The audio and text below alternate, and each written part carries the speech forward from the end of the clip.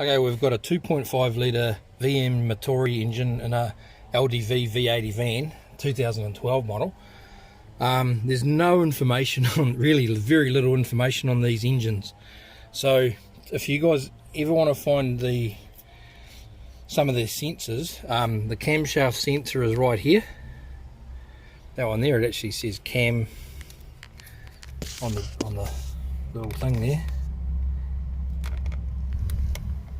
Camshaft, and the actual the crankshaft sensor is down here, so pretty much in line with the rear of the head at the transmission end, and it's underneath the engine. So let's just go take a quick look.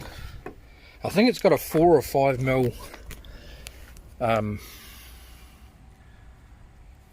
Allen key for it. So we're just underneath the engine here. And that's the sensor right, can you see it? Right there, with that squiggly bit of wiring on it. Let's see if I can actually get right there. Oh, sorry, here. That's it there. It's got an Allen key here.